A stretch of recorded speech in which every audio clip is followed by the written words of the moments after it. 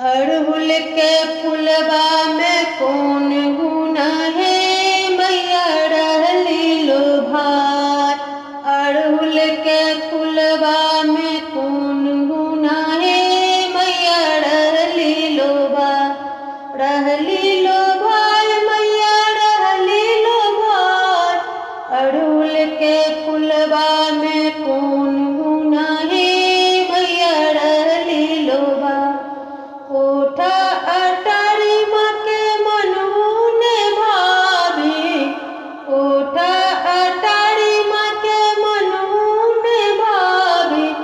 ऊंचे पहाड़ पर कौन गुण है, मैया डेरा खसार। ऊंचे पहाड़ पर कौन गुण है, मैया डेरा खसार।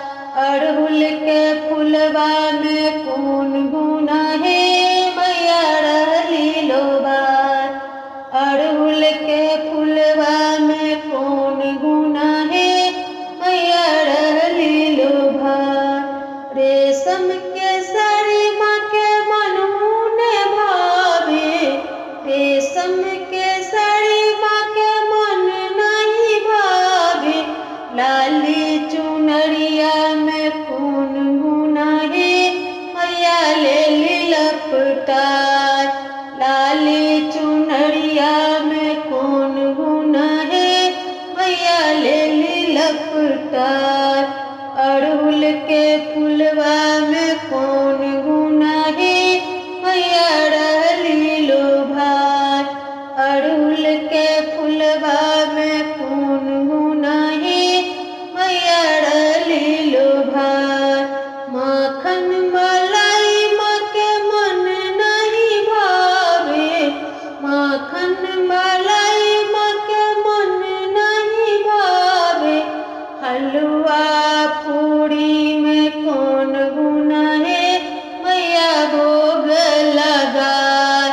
हलवा पूड़ी में कौन गुण है, मैया भोग लगाए।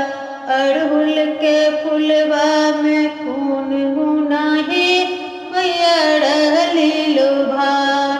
अड़हुल के फुलवा में कौन गुण है, मैया रहली लो भार। कार सवारी माँ के मन नहीं भावे, शेर सवारी में कौन गुण है, मैया रहली लो भार। शेर सवारी में कौन गुण है, मैया रहली लो भार। अड़हुल के फुलवा